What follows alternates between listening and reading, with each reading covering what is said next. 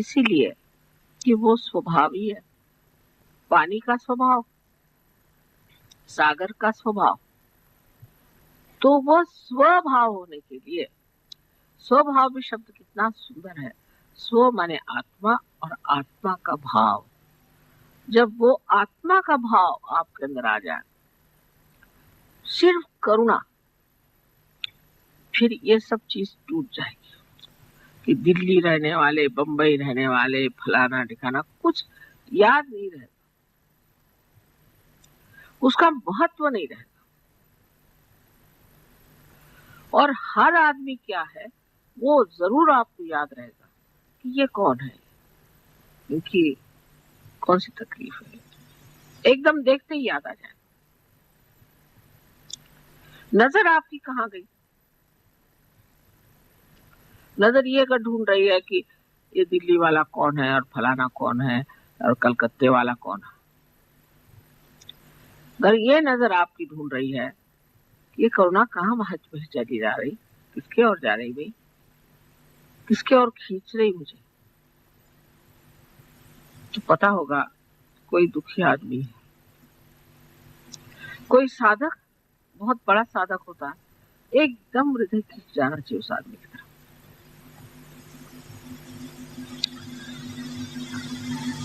और ये करुणा ही सब आपको सुमति भी देती है और स्मृति भी देती है, मेमोरी देती है। क्योंकि जितनी निकटता करुणा से आती है उतनी किसी भी रिश्ते से नहीं आती। ऐसी विशेष चीज है करुणा। और इस करुणा में अपने को लीन कर लेना, इस ममत्व को लीन कर लेना ही सहयोग में उन्नति का मार्ग है।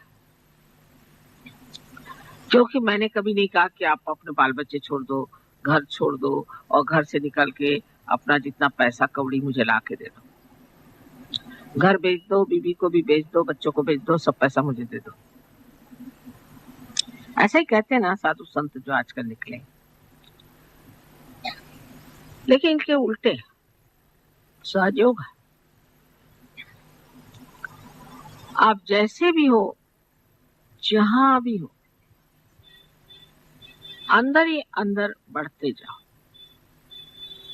वो अंदर देखे बगैर तो नहीं होगा। तो फिर ये सोचना है कि क्या मैं करुणामय हूं? किसी को अगर कुछ है, अब उससे कहा कि नहीं भाई इस बार नहीं हो सकता, बहुत बुरा मान जाते। माने सारा ममत्व अपने ही बारे में, मुझे क्या मिलना है, मैं क्या पाऊंगा, मुझे क्या लाभ होगा। लेकिन ममत्व बाहर नहीं। कौन किस दशा में कैसा भी हो, करुणा अपना रास्ता खुद ही ढूंढ लेती है बड़ी सुंदरता से। और बड़ा आनंददायी है करुणा का पाना, उसमें बहना और करुणा में अनेक तरह के कार्य होना। आनंददायी तो है, लेकिन उस आनंद में लोभ नहीं होता कि ये आनंद मैं बार बार पाऊं। उसकी प्रचिति नहीं, कॉन्शियसनेस नहीं होती।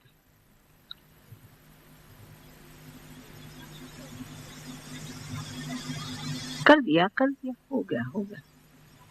जैसे संगीत को सुन लिया, मजा आ गया, वहीं खत्म हो गया। उसी तरह से कोई काम है, कर दिया, खत्म, लीन हो जाती चीज। अब चौथी जो हमारे अंदर नाड़ी है वो अत्यंत महत्वपूर्ण है हृदय में। और वो चौथी नाड़ी कुंडलिनी के जागरण से ही जागृत होती है और लेफ्ट विशुद्धि से निकल के और मस्तिष्क में जाकर के कमल को खिलाती है। जब हमारा चित्त इन सब चीजों में लीन हो जाता है तो जैसे कि इस कमल में जीव आ जाता हो या इसमें कोई शक्ति आ जाती हो, या ऐसा समझ लीजिए कि जैसे कोई एक पौधे में पानी पड़ जाए तो वो जैसे अपने आप बढ़ता है, इसी प्रकार ऐसा शुद्ध चित्त जिस मनुष्य का हो जाता है उसके हृदय की कली खिलती है और वो कमल रूप होकर के सहस्त्रार में छा जाती। फिर उसका सौरभ, उसका सुगंध चारों ओर फैलता है और ऐसा मनुष्य एकदम नतमस्तक हो जाता है, एकदम नतमस्तक होकर के सबके सामने झुका रहता है। कोई अगर कहता है कि आपने बड़ा मेरा काम कर दिया, बड़ा ये चमत्कार कर दिया, तो वो चीज छूती नहीं।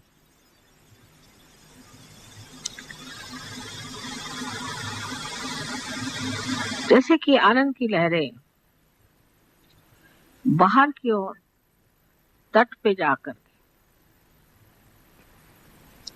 नाद करती हैं किंतु वापस नहीं लौटती,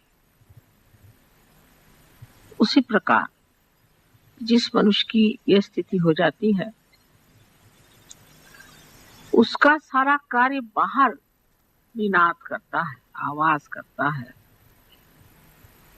उसका असर बाहर दिखाई देता है तट पर, उसके अंदर इसका कोई भी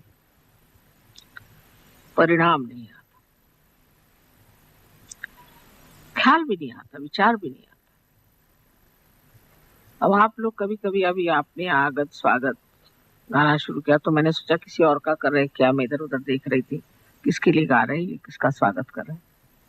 मुझे डर लगता है कभी मैं भी आपके साथ न गाने लग जाऊं। कभी आप लोग मेरा जय जयकार करते हैं तब तो मुझे बहुत ज्यादा डर लगता है कि मैं भी नहीं कहीं जय माता जी शुरू कर दूं। वाकई ऐसे छूता नहीं। जो भी आप कहते हैं, जो भी आपके निनाद है वो और दूसरे तट पे जाकर छू जाएंगे, मेरे तक छूते ही नहीं, मुझे आते ही नहीं। हाँ, उससे हो सकता है कि अंदर बैठे हुए देवी देवताएं खुश हो जाएं और वो चैतन्य को बहाए या कुछ करे, उस तट पर पहुंच सकता है। पर जहां तक मेरा सवाल है, मुझे कुछ उसका आभास भी कभी नहीं होता कि आप मेरी जय जयकार गा रहे हैं। मैं शायद वहां हूं ही नहीं। यह दशा शायद अभी इतनी पोषक ना हो आप लोगों के लिए, लेकिन एक बात जरूर है कि आप जब स्तुति गाते हैं, देवता खुश होते हैं, आपके अंदर के देवता भी प्रसन्न हो जाते हैं और आपके लिए अनंत राशि से, अनंत नाड़ियों से कितने तो भी तेज पुंज ऐसे प्रकाश के किरण आपके अंदर छोड़ते हैं।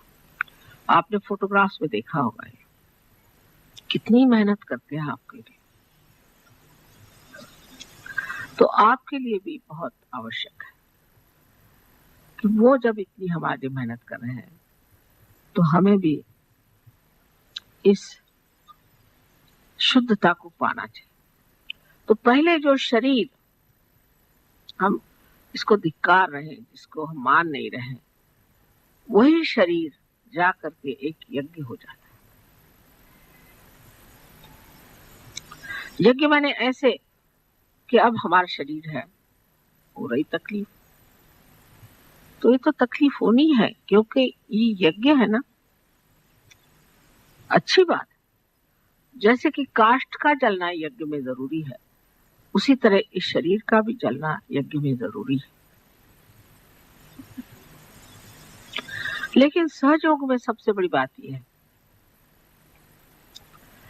कि ये जो कृतयुग शुरू हो गया आपके पूर्व पुण्य से, आपको बहुत तकलीफ तो कुछ होती नहीं खास, सब सामने चीज आके खड़ी हो जाती, सब साक्षात्कार होते रहता है, आप कहते हैं चमत्कार हो रहा है, सब चीज आपको सुलभ में मिल जाती, बहुत से काम आपके सरल सहज हो जाते।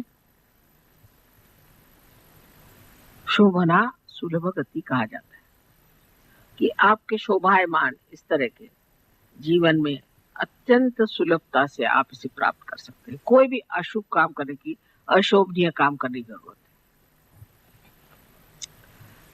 है। तो ये एक तरह की बड़ी सूक्ष्म माया भी है कि उसमें यह नहीं सोचना चाहिए कि ये सारे चमत्कार हमारे लिए इसलिए हो रहे हैं क्योंकि हम कोई बड़े भारी सहयोगी हैं,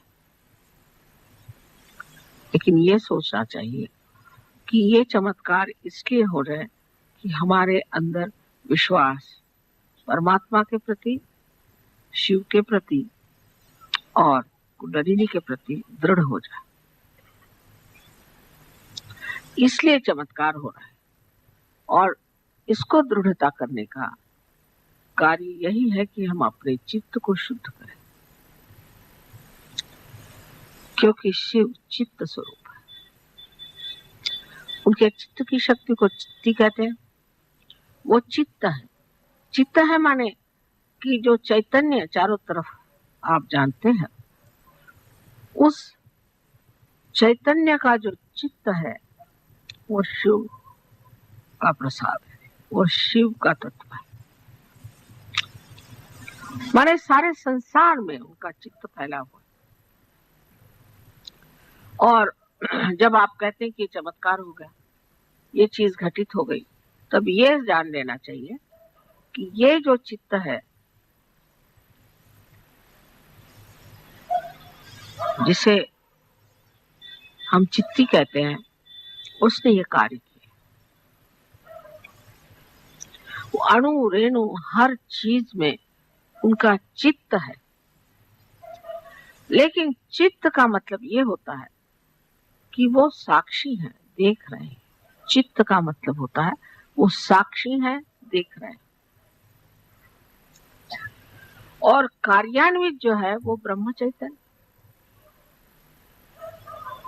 लेकिन जैसे कि संगीतकार, जब आपने कल देखा या जब देखते हैं, वो सामने को देख करके बजाता है,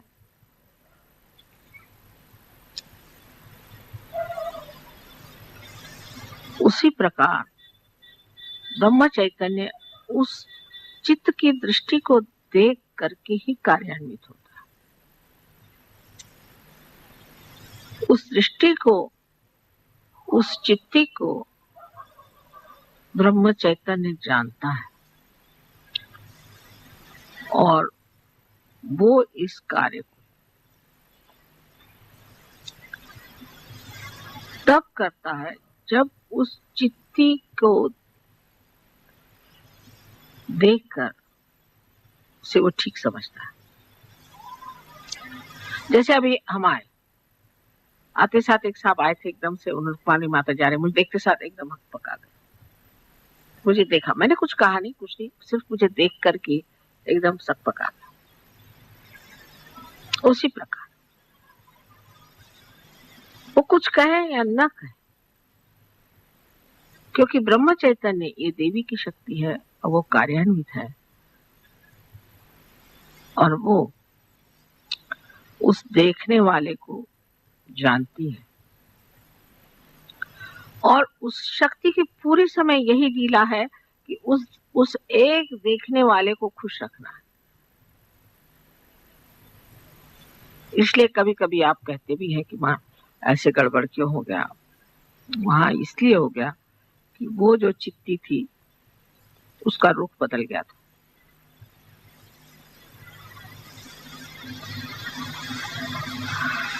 अगर आप आज शिव की पूजा कर रहे हैं तो ये मैंने जो 4 नाड़ियां बताई हैं उसकी ओर नजर करें, और जिस तरह से मैंने आपसे बताया है कि अपने को किस तरह से इन 4 चीजों में लीन कर लेना चाहिए चित्त को,